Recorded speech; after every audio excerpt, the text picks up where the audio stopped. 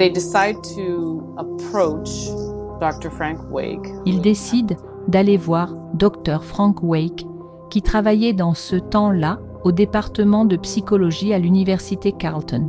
Ils lui disent « Pouvez-vous utiliser les plus récentes connaissances scientifiques sur l'homosexualité pour nous aider à inventer une machine qui pourrait détecter qui est queer et qui ne l'est pas ?»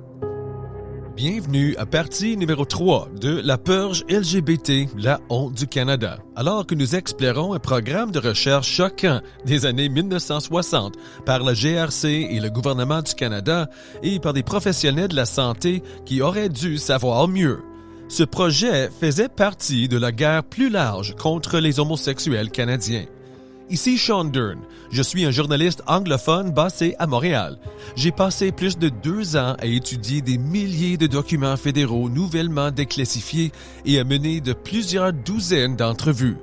Environ 99% de ces documents fédéraux sont uniquement en anglais. Alors je suis ravi de pouvoir partager avec vous tout ce que j'ai découvert.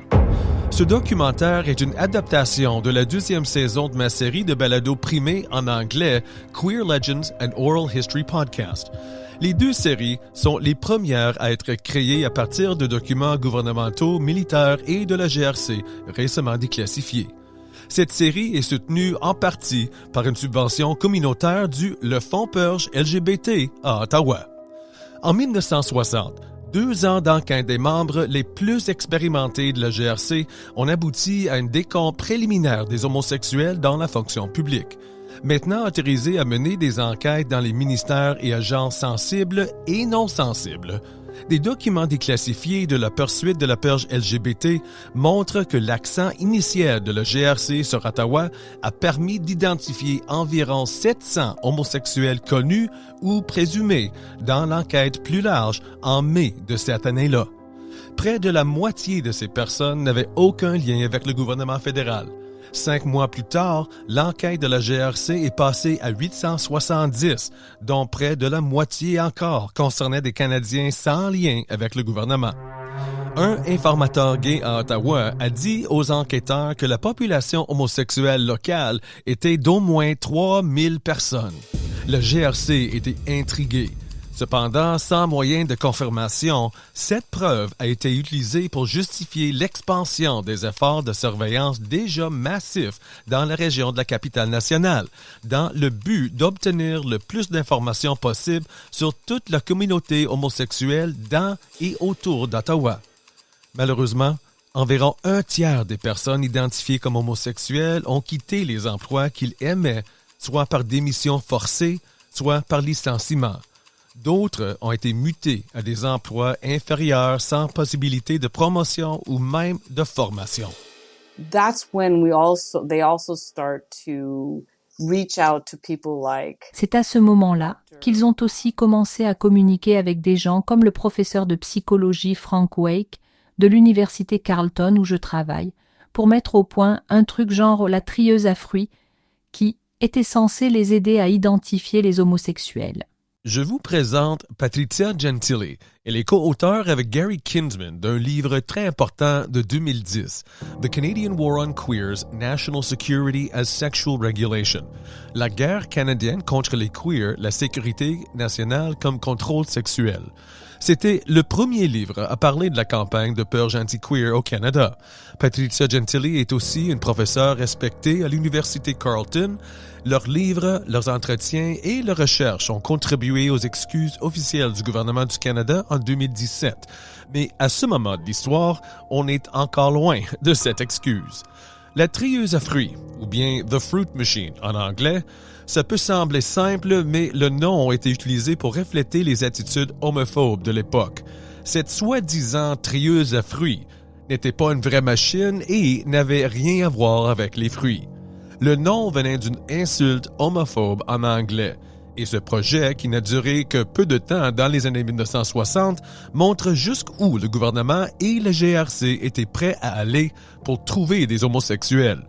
Selon les documents donnés au Fonds Purge LGBT grâce au règlement de recours collectif, en mai 1960, la GRC a envoyé un document au secrétaire du cabinet sur l'homosexualité dans la fonction publique.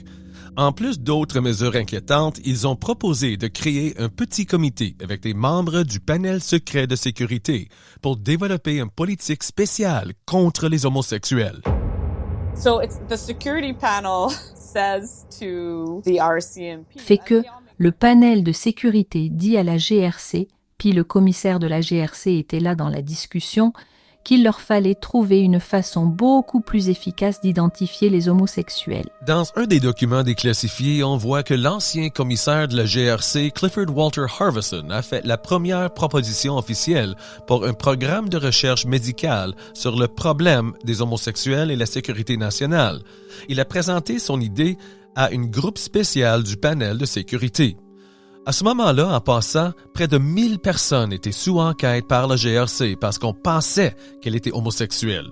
Comme avant, presque la moitié de ces personnes n'avaient aucun lien avec le gouvernement. Dans le gouvernement, tout le monde n'était pas d'accord avec ces méthodes. Samuel Hughes, le président de la Commission de la fonction publique, était inquiet de voir les enquêtes devenir si intenses. Il a fait remarquer que ces enquêtes étaient basées surtout sur des soupçons et pas sur des preuves réelles. Dans les documents officiels, il y a des différences sur les dates du projet et sur qui a pris les décisions. Même avec tous les nouveaux documents historiques qu'on a maintenant, beaucoup de détails sont perdus. Ce qu'on appelle malheureusement la trieuse à fruits était en fait une série d'expériences non éthiques sur des humains qui utilisaient des tests psychologiques douteux et des machines non scientifiques. Ça a commencé entre juin et septembre de 1960. En fait, le 24 juin de cette année-là, pendant une réunion spéciale avec juste assez de membres du panel de sécurité pour tenir la réunion, quelqu'un a proposé de créer un programme de recherche pour trouver des tests cliniques qui pourraient découvrir des tendances homosexuelles chez les candidats au poste du gouvernement. La GRC et le bureau du conseil privé a même pensé qu'ils pourraient utiliser ces tests pour bloquer les homosexuels de tous les services gouvernementaux, pas seulement les emplois. Le raisonnement? Dans leur esprit, les personnes queer étaient toutes des criminels sans exception. Les articles 147 et 149 du Code criminel du Canada à cette époque classifiaient les homosexuels comme des criminels par leur mode de vie. Le commissaire de la GRC, Clifford Harvison, a proposé de créer un groupe d'experts pour voir s'ils pouvaient développer des tests qui aideraient à sélectionner des candidats pour les postes gouvernementaux sensibles. They decide to approach Dr. Frank Wake. Il décide d'aller voir Dr. Frank Wake, qui travaillait dans ce temps-là au département de psychologie à l'université Carleton. Ils lui disent « Pouvez-vous utiliser les plus récentes connaissances scientifiques sur l'homosexualité pour nous aider à inventer une machine qui pourrait détecter qui est queer et qui ne l'est pas ?» Les documents historiques changent notre compréhension de cette histoire qui mettait toute la faute sur la GRC. On découvre maintenant que les plus hauts niveaux de la bureaucratie canadienne n'étaient pas seulement au courant, mais participaient activement. Le bureau du conseil privé, qui travaille normalement en coulisses, était en contact avec Dr. Frank Wake de l'Université Carleton avant même la GRC, et on le sait parce qu'il avait déjà présenté un rapport préliminaire à la réunion du panel de sécurité au mois de juin. Cette découverte montre que le bureau du conseil privé, comme le GRC, était impliqué et que les hauts fonctionnaires travaillaient avec Dr. Wake sur le projet célèbre Trieuse à fruits. L'Université Carleton a même donné un congé sabbatique à Wake pour qu'il puisse se consacrer à temps plein à utiliser la science pour identifier les personnes gays. Le rapport recommandait qu'un programme de recherche bien planifié soit mis en place pour développer des méthodes appropriées de sélection du personnel pour les postes sensibles et que les départements concernés créent un programme de formation pour que les employés comprennent bien tous les aspects de cette menace. Et voici un détail intéressant du même document. En fait, il y a eu plus de cas dont certains réussis, où des fonctionnaires canadiens ont été victimes de chantage pour des comportements hétérosexuels illicites que pour des comportements homosexuels. Donc, contrairement à ce qu'ils disaient pour cibler les homosexuels, c'était les hommes hétérosexuels qui avaient des liaisons qui étaient vraiment victimes de chantage soviétique. Fin de septembre 1960, Dr. Frank Wake de l'Université Carleton a fait une étude préliminaire de leur soi-disant problème homosexuel à la demande du bureau du conseil privé. Cette étude est devenue la base de discussion avec le premier ministre progressif conservateur John Diefenbaker et son ministre de la Justice Davy Fulton. Basically, what happens is that En gros, la situation, c'est que le Dr. Wake part en congé sabbatique. Pendant son congé, il travaille avec le Conseil national de recherche, qui est un autre organisme fédéral. Selon les documents, un petit comité spécial du groupe de sécurité a fait une étude approfondie des problèmes liés aux faiblesses humaines, notamment homosexualité, en lien avec les habilitations de sécurité pendant les années 1961 et 62. Ce même groupe a convenu de mettre sur pied un programme de recherche modeste avec l'aide supplémentaire du Conseil de recherche pour la défense et du Centre médical de la défense nationale afin de déterminer comment identifier ce genre de problème. Pendant son congé sabbatique, le Dr. Wake et M. Don Wall du bureau du conseil privé sont allés aux États-Unis pour apprendre des expériences du FBI, de la CIA et de l'Agence nationale de sécurité américaine, la NSA, pour la façon dont l'Amérique traitait son soi-disant problème homosexuel. L'itinéraire de Wake indiquait qu'il prévoyait visiter les centres de tests psychologiques où d'autres techniques potentiellement utiles pour le gouvernement canadien étaient en développement, y compris une étude de l'Université Harvard sur les changements émotionnels au moyen de l'analyse de fantasy. he's given, which at the time was a lot of money. Il a reçu, ce qui était beaucoup d'argent à l'époque, $10 000 de financement du comité de sécurité pour créer ce qui est maintenant appelé une batterie de tests psychologiques. Cela incluait ce qui existait à l'époque, des échelles de masculinité et de féminité, ce qu'on appelle un détecteur de mensonges, un dispositif où une caméra serait installée pour prendre des photos des pupilles des gens pendant qu'ils regardaient des images d'hommes à moitié nus, ainsi qu'un test d'association de mots qui contenait apparemment ce qu'il appelait des mots homosexuels. Les enquêteurs ont obtenu la collaboration de plusieurs homosexuels connus pour l'expérience du Dr. Wake. La Gendarmerie royale du Canada a également fourni des techniciens de sa division d'identification pour construire un dispositif de test. C'est la section des services d'identification de la GRC qui a fabriqué l'appareil rudimentaire qui était censé permettre de déterminer si un homme était homosexuel ou non. So it's not a machine, but it's a battery of tests. Ce n'est pas une machine à proprement parler, mais plutôt une série de tests. Mais tous ces éléments que j'ai décrits circulaient déjà dans la discipline de la psychologie, considérés comme des moyens de déterminer qui était déviant et qui ne l'était pas. Donc Frank Wake produit essentiellement ce rapport. Il l'appelle le rapport spécial. Voici quelque chose de surprenant. Les documents du gouvernement disent que le Dr. Wake a reconnu qu'il fallait faire preuve de scepticisme dans toute l'approche de ce problème et que le résultat final des tests n'était qu'une simple supposition et rien de plus.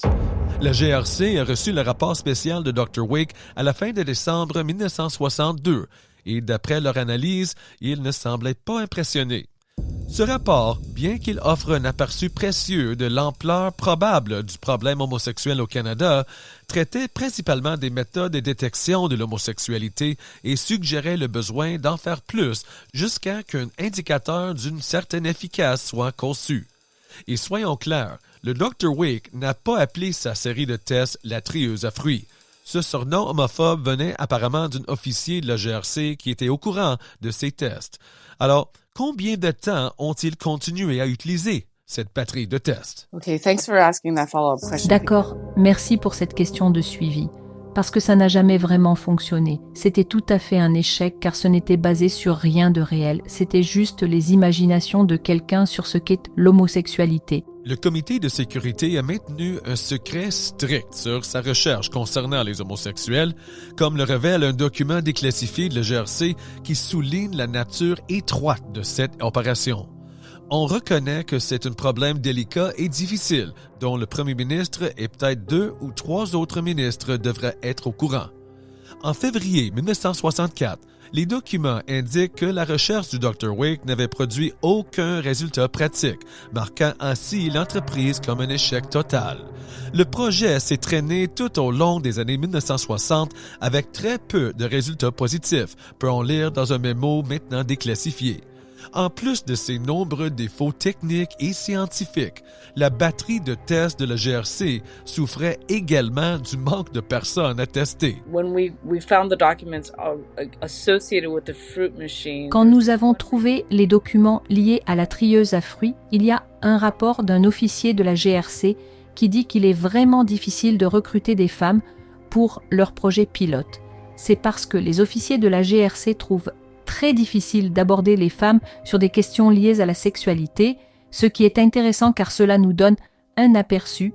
Dans ce contexte autour de l'homosexualité, les officiers de la GRC eux-mêmes, chargés de trouver des personnes et des sujets de test pour la trieuse à fruits, étaient aux prises avec des questions de bienséance et de moralité. Pourtant, nous savons aussi, par les récits des survivants, que les femmes soumises aux tactiques d'interrogatoire et de surveillance policière ont été victimes d'un type de violence particulier qui va au-delà de la surveillance elle-même comme forme de violence. Quand la recherche de Dr. Wake n'a pas trouvé un seul homosexuel, le GRC a même envisagé d'utiliser des formes primitives de thérapie de conversion. Et juste avant l'Halloween 1963, le gouvernement libéral de Lester B. Pearson a émis la directive du cabinet numéro 35, précisant sa politique pour neutraliser la menace de l'espionnage soviétique. Un vieux mémo révèle un virage dans la politique, déclarant les modifications les plus importantes dans la nouvelle directive concernant une attitude de plus grande franchise envers les employés dont la fiabilité ou la loyauté était douteuse et prévoyait des procédures connexes pour examiner de tels cas, tant au sein du ministère responsable et, si nécessaire, par un conseil de révision composé de membres du comité de sécurité. Puis, quelque chose d'inattendu s'est produit, totalement sans rapport avec la chasse aux sorcières du gouvernement, mais qui allait avoir un énorme impact. Un mécanicien des territoires du Nord-Ouest et ancien conducteur d'autobus de Calgary, nommé Everett George Clippert, a été envoyé en prison indéfiniment, simplement pour être gay. Voici Kevin Allen du projet d'histoire gay de Calgary pour nous expliquer pourquoi l'histoire de Clippert est importante. He spent most of the 60s in jail because of his sexual orientation. Il a passé la majeure partie des années 1960 en prison à cause de son orientation sexuelle. Son procès est allé jusqu'à la Cour suprême et a mené à la célèbre phrase de Pierre Trudeau « L'État n'a pas sa place dans les chambres à coucher de la nation ». Quand la Cour suprême a déclaré en 1967 qu'il était un délinquant sexuel dangereux et devait être emprisonné à vie. Donc, c'était vraiment dramatique et injuste, et ça a conduit à des changements juridiques concernant le statut des homosexuels au Canada. L'affaire Clippert est allée jusqu'à la Cour suprême du Canada, et ça ne s'est pas bien terminé pour Clippert ni pour les personnes queer canadiennes.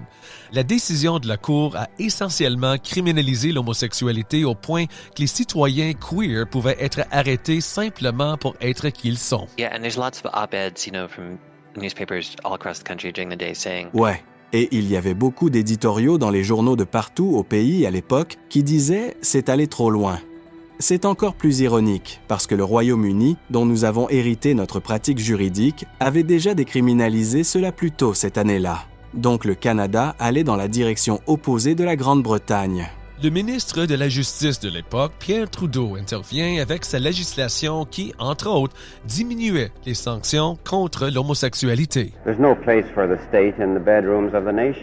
L'État n'a pas sa place dans les chambres à coucher de la nation, est l'une des citations les plus célèbres de Pierre Trudeau. Mais soyons clairs, le projet de loi de Pierre Trudeau ne visait pas à décriminaliser l'homosexualité. Il établissait simplement une distinction entre les actes sexuels publics et privés impliquant deux adultes consentants de plus de 21 ans. L'affaire Clippert a joué un rôle important dans la formation des opinions publiques et politiques qui ont rendu ce changement possible. I talked to his lawyer, Brian Crane, who still practices law. J'ai parlé à son avocat, Brian Crane, qui continue de pratiquer le droit à Ottawa à plus de 90 ans. Un homme très intéressant et dynamique qui l'a défendu. Il m'a dit qu'ils étaient là simplement pour tester le cas. Pierre Trudeau a été élu l'année suivante, dans cette vague de Trudeau-manie où il allait faire entrer le Canada dans la modernité. Vous savez qui ne voulait vraiment pas entrer dans la modernité? Les Forces armées canadiennes. En mai 1967, Jean-Victor Allard, le chef d'état-major de la Défense, a publié l'Ordre administratif des Forces canadiennes OAFC 1920. Il avait un titre plutôt lourd et révélateur. Ordre administratif 1920, enquête sur la déviation sexuelle, enquête médicale et disposition. L'OAFC 1920 définissait un homosexuel comme quelqu'un qui avait une attirance sexuelle pour les personnes de son propre sexe. Il exigeait que les membres signalent à leur commandant s'il était au courant ou soupçonnait qu'un autre soldat était homosexuel. Le commandant devait mener une enquête préliminaire et était obligé de faire appel à l'unité des enquêtes spéciales ou le EUS si les premières investigations tendaient à confirmer le rapport. L'OAFC 1920 précisait aussi très clairement que la politique des forces ne permettrait pas de garder des membres homosexuels dans les forces canadiennes. Point final. La GRC n'était pas mieux. Au moment même où on disait aux Canadiens que l'État n'a pas sa place dans les chambres à coucher de la nation, la GRC continuait sa chasse aux sorcières contre les personnes queer. La GRC surveillait environ 8500 Canadiens soupçonnés ou confirmés d'être homosexuels, principalement dans les grandes villes du Canada. Maintenant, sortez votre bonne vieille calculatrice des années 60 pour faire des maths intéressantes avec la GRC. Ce calcul révèle quelque chose de vraiment surprenant sur cette surveillance. Sur les quelques 8500 Canadiens qui étaient surveillés par la GRC à cause de leur orientation sexuelle, seulement 19% étaient vraiment des employés du gouvernement fédéral.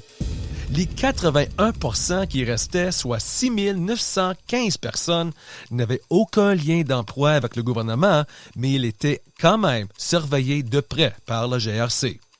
Avec tant de citoyens homosexuels qui étaient suivis, harcelés, intimidés ou pire encore par la GRC et leurs frères de force de police locale, ça n'a pas pris beaucoup de temps avant que ces tactiques ne déclenchent une résistance queer. Je suis content qu'on arrive à ce point parce que c'est une partie vraiment importante de la guerre canadienne contre les personnes queer et c'est là où ces entretiens sont aussi tellement importants. Parce que, même si ces entretiens parlent de traumatisme, ils nous révèlent aussi l'étendue de la résistance. Les différentes tactiques que la communauté queer dans des villes comme Ottawa, Toronto, Montréal et Vancouver a utilisées, ainsi que le réseau de résistance, et comment les personnes queer dans l'armée ont résisté à ces terribles tactiques d'interrogation et de surveillance qu'elles subissaient à cause de la campagne de la purge. Donc, premièrement, ce qui m'intéresse dans cette histoire, c'est que pendant que cette campagne de purge se déroule, on voit aussi l'expansion de la communauté gay et lesbienne dans des villes comme Ottawa, Montréal et Toronto.